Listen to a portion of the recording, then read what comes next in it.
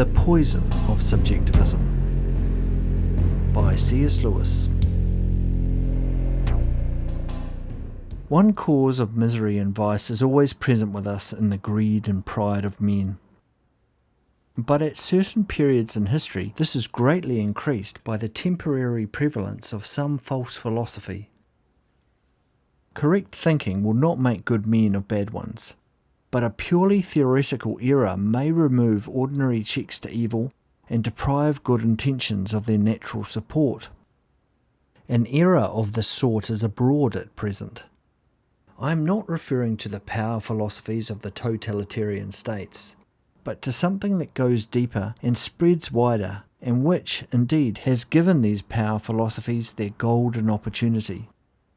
I am referring to subjectivism. After studying his environment, man has begun to study himself. Up to that point, he had assumed his own reason, and through it seen all other things. Now his own reason has become the object. It is as if we took out our own eyes to look at them. Thus studied, his own reason appears to him as the epiphenomenon which accompanies chemical or electrical events in a cortex, which is itself the byproduct of a blind evolutionary process. His own logic, hitherto the king whom events in all possible worlds must obey, becomes merely subjective. There is no reason for supposing that it yields truth. As long as this dethronement refers only to the theoretical reason, it cannot be wholehearted. The scientist has to assume the validity of his own logic, in the stout old fashion of Plato or Spinoza, even in order to prove that it is merely subjective, and therefore he can only flirt with subjectivism. It is true that this flirtation sometimes goes pretty far. There are modern scientists, I am told, who have dropped the words truth and reality out of their vocabulary, and who hold that the end of their work is not to know what is there, but simply to get practical results. This is, no doubt, a bad symptom. But in the main, subjectivism is such an uncomfortable yokefellow for research that the danger in this quarter is continually counteracted. But when we turn to practical reason, the ruinous effects are found operating in full force. By practical reason, I mean our judgment of good and evil. If you are surprised that I include this under the heading of reason at all, let me remind you that your surprise is itself one result of the subjectivism I am discussing. Until modern times, no thinker of the first rank ever doubted that our judgments of value were rational judgments, or what they discovered was objective. It was taken for granted that in temptation, passion was opposed, not to some sentiment, but to reason. Thus Plato thought, thus Aristotle, thus Hooker, Butler, and Dr. Johnson. The modern view is very different. It does not believe that value judgments are really judgments at all. They are sentiments, or complexes, or attitudes, produced in a community by the pressure of its environment and its traditions, and differing from one community to another. To say that a thing is good is merely to express our feeling about it, and our feeling about it is the feeling we have been socially conditioned to have. But if this is so, then we might have been conditioned to feel otherwise. Perhaps, thinks the reformer or the educational expert, it would be better if it were. Let us improve our morality. Out of this apparent innocent idea comes the disease that will certainly end our species and, in my view, damn our souls, if it is not crushed. The fatal superstition that men can create values, that a community can choose its ideology as men choose their clothes. Everyone is indignant when he hears the Germans define justice as that which is to the interests of the Third Reich. But it is not always remembered that this indignation is perfectly groundless if we ourselves regard morality as a subjective sentiment to be altered at will, unless there is some objective standard of good overarching Germans, Japanese, and ourselves alike, whether any of us obey it or not. Then of course the Germans are as competent to create their ideology as we are to create ours. If good and better are terms deriving their sole meaning from the ideology of each people, then of course ideologies themselves cannot be better or worse than one another. Unless the measuring rod is independent of the things measured, we can do no measuring. For the same reason, it is useless to compare the moral ideas of one age to those of another. Progress and decadence are alike meaningless words. All this is so obvious that it amounts to an identical proposition, but how little it is now understood can be gauged from the procedure of the moral reformer who, after saying that good means what we are conditioned to like, goes on cheerfully to consider whether it might be better that we should be conditioned to like something else. What in heaven's name does he mean by better? He usually has at the back of his mind the notion that if he throws over traditional judgment or value, he will find something else, something more real or solid on which to base a new scheme of values.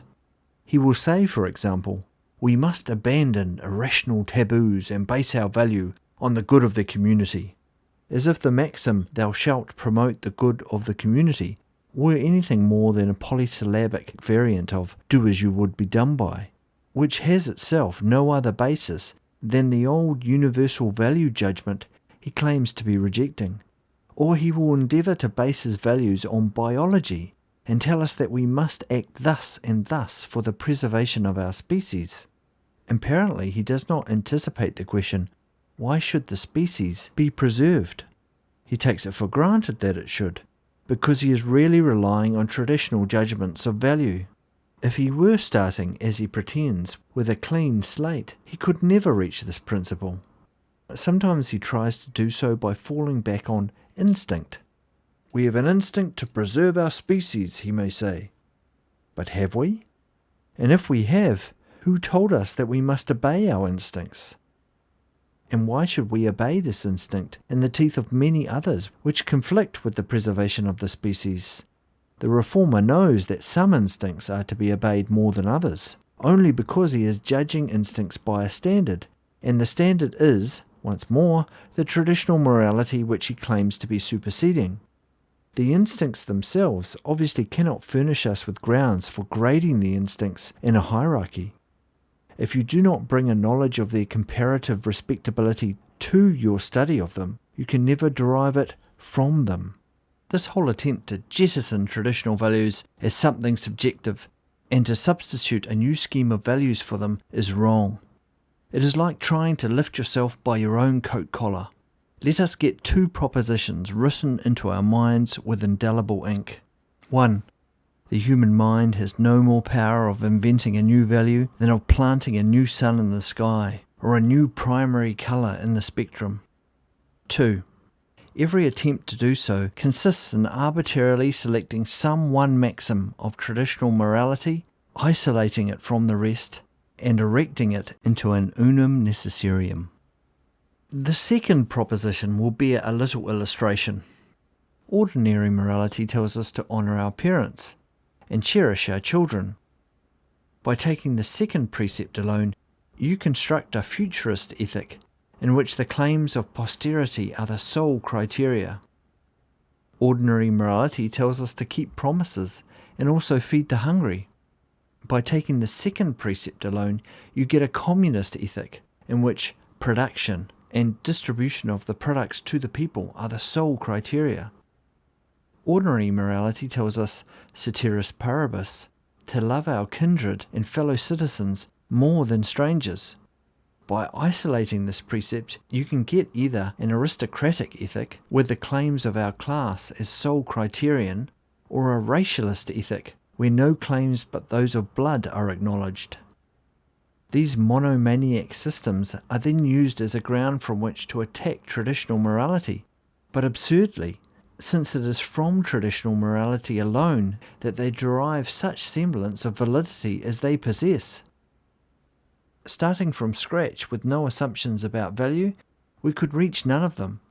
If reverence for parents or promises is a mere subjective byproduct of physical nature, so is reverence for race or posterity. The trunk to whose root the reformer would lay the axe is the only support of the particular branch he wishes to retain. All idea of new or scientific or modern moralities must therefore be dismissed as mere confusion of thought. We have only two alternatives.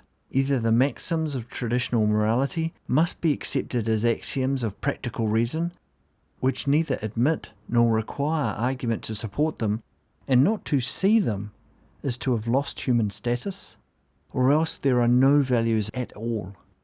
What we mistook for values being projections or irrational emotions, it is perfectly futile, after having dismissed traditional morality with the question, why should we obey it, then to attempt the reintroduction of value at some later stage in our philosophy. Any value we reintroduce can be countered in just the same way. Every argument used to support it will be an attempt to derive from premises in the indicative mood a conclusion in the imperative, and this is impossible. A philosophy which does not accept value as eternal and objective can lead us only to ruin. Nor is the matter of merely speculative importance. Many a popular planner on a democratic platform, many a mild-eyed scientist in a democratic laboratory means, in the last resort, just what the fascist means. He believes that good means whatever men are conditioned to approve. He believes that it is the function of him and his kind to condition men, to create consciences by eugenics, psychological manipulation of infants, state education and mass propaganda. Because he is confused, he does not yet fully realize that those who create conscience cannot be subject to conscience themselves. But he must awake to the logic of his position sooner or later. And when he does, what barrier remains between us and the final division of the race into a few conditioners who stand themselves outside morality, and the many conditioned to whom such morality as the experts choose is produced at the experts' pleasure? If good means only the local ideology, how can those who invent the local ideology be guided by any idea of good themselves? The very idea of freedom presupposes some objective moral law which overarches rulers and ruled alike. Subjectivism about values is eternally incompatible with democracy. We and our rulers are of one kind only, so long as we are subject to one law. But if there is no law of nature, the ethos of any society is the creation of its rulers, educators, and conditioners, and every creator stands above and outside his own creation. Unless we return to the crude and nursery-like belief in objective values, we perish. If we do, we may live, and such a return might have one minor advantage. If we believed in the absolute reality of elementary moral platitudes, we should value those who solicit our votes by other standards than have recently been in fashion. While we believe that good is something to be invented, we demand from our rulers such qualities as vision, dynamism, creativity, and the like. If we return to the objective view, we should demand qualities much rarer and much more beneficial: virtue, knowledge, diligence, and skill. Vision is for sale, or claims to be for sale everywhere. But give me a man who will do a day's work for a day's pay, who will refuse bribes, who will not make up his facts, and who has learned his job.